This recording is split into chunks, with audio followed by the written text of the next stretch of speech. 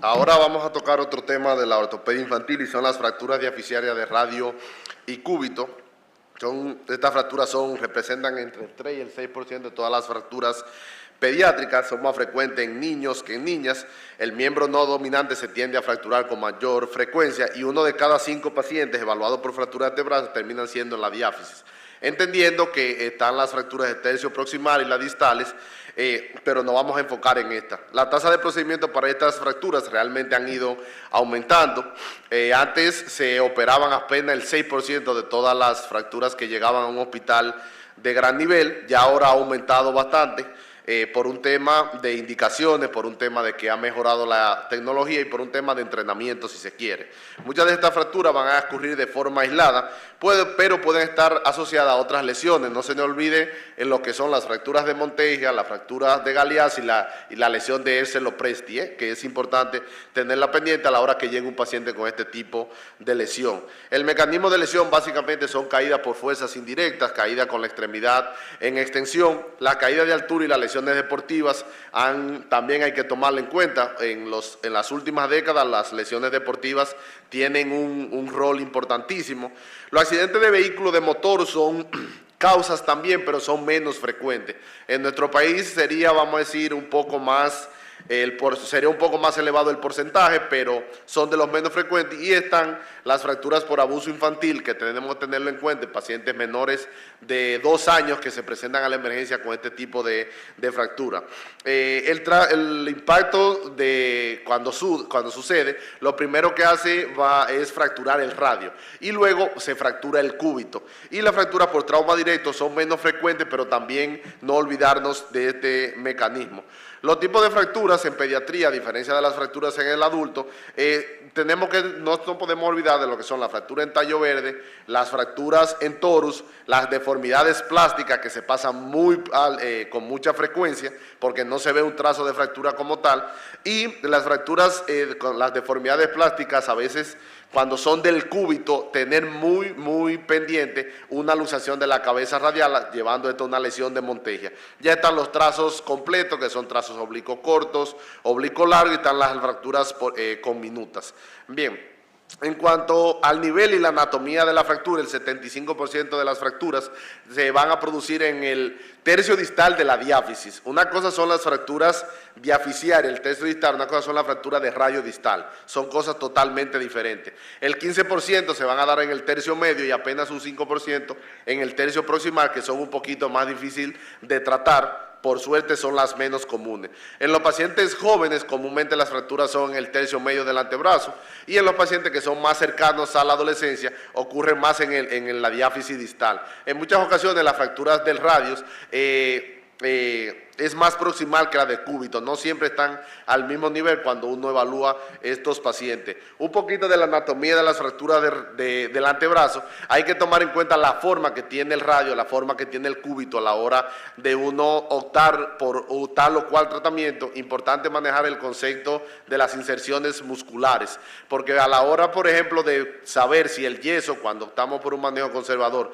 si lo vamos a poner en pronación, en supinación o en neutro, hay que saber, por ejemplo, en la fractura de tercio medio de antebrazo, de radio en tal, saber dónde se inserta el pronador redondo a la hora de tomar en cuenta esto. Entonces el radio básicamente es cilíndrico en su porción proximal, ya se vuelve un poco más triangular en el tercio medio y tiende a ser aplanado. Y tiene un arqueamiento un poco más agudo que lo que tiene el cúbito. Por eso es importante reconstruir bien la anatomía de esto. Y posee el radio posee dos extremos, dos fisis de crecimiento, siendo la distal la que tiene mayor potencial de crecimiento. Por eso las fracturas, mientras más distal estén, mientras más cerca la fisis de crecimiento distal, más potencial de remodelación van a tener. En cuanto a la evaluación clínica, pues básicamente dirán ustedes, no, pero que si llega una a la emergencia eso nadie se le va a pasar. Sí se pueden pasar, porque cuando son por deformidades plásticas o son fracturas en tallo verde, el paciente suele tener un poco de deformidad, pero el dolor no es tan marcado, porque todavía el periósteo le da algo de estabilidad. Entonces, Ya cuando son más obvias, pues bueno, el paciente va a llegar con dolor, edema, deformidad, limitación funcional y siempre es importante en los pacientes cuando se hace el rayo X valorar la articulación la proximal y distal a la fractura porque no se nos puede olvidar las fracturas de Monteggia y de Galeazzi, que cuando una Monteggia se deja pasar, el paciente se cura la fractura, pero va a la consulta con la cabeza del radio luxada y nadie sabe qué fue lo que pasó. Entonces, en los pacientes no verbales, que es un detalle que tenemos en la pediatría, el paciente no te dice ni qué fue lo que pasó y muchas veces ni te dice qué se siente. Entonces, vamos a tener un paciente que lo que está incómodo, que está un poco irritable y que tiene un edema de parte blanda que quizás no es muy aumentado, pero sí es lo suficiente para uno sospechar una fractura. Entonces, el manejo conservador de esta fractura, el tratamiento, o lo operamos o lo manejamos conservador. La mayoría de pacientes pequeños podemos manejarla de forma conservadora y tiene más sentido cuando el paciente tiene una fractura en tallo verde, una fractura, una deformidad plástica o una fractura desplazada pero que se puede reducir. Entonces, las fracturas incompletas en tallo verde y toros, 100% yeso. Bien, el tema de controversia viene si las de tallo verde las terminamos de completar o simplemente se reducen y punto, porque cuando se reducen solamente y no se fractura completo, pues hay una probabilidad de no unión. Es un poco raro, pero hay que tenerlo pendiente. El objetivo de cualquier reducción es corregir la angulación y la rotación, y aquí viene el otro tema, hasta qué punto es aceptable una angulación en el plano sagital, una angulación en el plano frontal o la rotación. Bien, entonces, las fracturas completas son un reto para la hora de uno ponerle un yeso, porque aquí hay que traccionar, hay que tener un ayudante, probablemente hay que hacerlo bajo anestesia.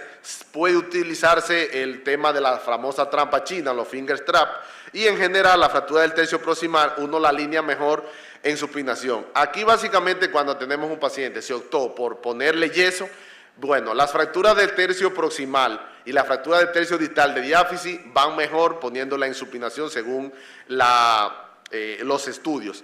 Ya las fracturas de tercio medio, que a la hora de ponerle yeso hay que ver la inserción del pronador redondo. Si la fractura está proximal a la inserción del pronador redondo, pues toca ponerle en supinación, pero si la fractura está distal a la inserción de dicho músculo, pues con un yeso en neutro va a ir bien. Y siempre estas fracturas se manejan con un yeso braquiopalmar, nunca antebraquiopalmar. No se puede poner un yeso por debajo del codo. Incluso es vital el moldeamiento del yeso a nivel del codo para que no se le deslice al niño. Bien, ¿qué es aceptable para una reducción cerrada? Hay mucha discusión. Básicamente, en cuanto a la angulación, se tolera en chicos menores de 10 años de edad menos de 15 grados. Ya en chicos mayores de 10 años de edad se tolera menos de 10 grados. Y en cuanto al plano frontal se toleran 15 grados de igual forma. En los pacientes desde los 0 a los 10 años y luego de los 10 años se tolera 10 grados solamente. Esto es verdad o es mentira, porque hay series que hablan hasta de 28 grados de tolerancia de angulación en el plano sagital en pacientes de 4 años. Otro punto es el grado de acabalgamiento. No tolera mucho, porque acuérdense que el antebrazo, si hay acortamiento, hay pérdida de pronosupinación, entonces es importante tener esto pendiente. En cuanto al tratamiento quirúrgico, que es algo que ha venido en boga, según este artículo que se realizó, ha aumentado a un 40% se hizo este estudio y entre el 1976 y el 85 apenas se operó el 1% de los pacientes. Ya del 98 a 2000 se está operando el 40% de los pacientes. ¿Por qué? Porque hay más tecnología, porque ya el paciente es un poco más exigente y todo eso se va tomando en cuenta. Entonces, las indicaciones quirúrgicas, cuando uno opera a un paciente, esto fue un artículo que se hizo, fue una entrevista, un cuestionario que se le hizo a los ortopedas de la POSNA, y la mayor indicación quirúrgica es cuando tenemos un alineamiento que no se acepta, luego está la fractura abierta, luego está la no unión y luego están las refracturas. Bien. Entonces, las opciones quirúrgicas básicamente están los clavos intramedulares. Cuando hablamos de clavo intramedular en pediatría solamente pensamos en stent, pero las agujas de Kirner se utilizan como stents. Están las placas bloqueadas y está la fijación híbrida, que es un concepto nuevo que se empezó a hablar en el 2008. Bien, Entonces, la fijación híbrida, para tenerla como concepto nuevo, es un concepto en el cual se fija el radio con un TENS y se fija el cúbito con una placa. Bien, ¿por qué? Porque cuando se combinan las bondades de estas dos técnicas quirúrgicas, el paciente le va mejor, porque con las placas tenemos más estabilidad, el paciente puede empezar a mover más rápido, pero a la hora de hacer la cirugía, la disección quirúrgica es muchísima, y a la hora de retirar el material también es complicado. ¿Cuál es la bondad de los clavos TENS? Es un tratamiento que es rápido, en manos expertas, es poco invasivo, para retirarlo es fácil, pero tiene un problema, no da mucha estabilidad rotacional y a veces los pacientes ameritan férula por lo menos la primera semana. Entonces, unos casos clínicos, pacientes de 5 años de edad, básicamente se presenta la emergencia con dolor, una fracturita en tallo verde, que le tocó un yeso. Un yeso que a la semana se le hace un control para ver que no se haya desplazado. A las 4 semanas va bastante bien, a las 6, 7 semanas le quitamos el yeso y listo. Bien, dirán ustedes, ¿y esa pequeña angulación? Eso es irrelevante, no produce ningún tipo de afectación. Un masculino de 15 años de edad, fractura de radio y cúbito, aquí es un borderline. Puedo ponerle placa o le pongo unos TENS. Todo va a depender del peso del paciente, la actividad física que haya y la contextura física. En este caso, optamos por ponerle unos TENS. Y ya por último, de 3 años, vamos a decir que es un poquito más controversial. Aquí vemos que tuvo una fractura sencilla, se le puso un yeso en emergencia. Vemos que a las 3 semanas hay algo de angulamiento, a las 6 semanas como que se ve un poquito más feo. Y aquí dirá uno, lo opero, lo reintervengo, le cambio el yeso porque está un poco alterado. Pero fíjense que el paciente a las 10 semanas, aunque radiográficamente no está perfecto, pero el paciente no tiene limitación funcional. Entonces, un paciente de 3 años de edad, lo más probable es que termine de remodelar sin ningún tipo de limitación. Bien, ya este paciente es un paciente más grande, se optó por placas. La bondad de que a las 6 semanas se colocó su placa, va consolidando y ya el paciente pues tiene una función satisfactoria apenas con 6 semanas. Rara vez estos pacientes necesitan terapia física. Son pacientes que por su día a día se mantienen y lo que hacen en su día es su terapia. Y aquí de donde uno sacó todo esto que uno dice, estos son los artículos, los libros, lo que hay y muchas gracias.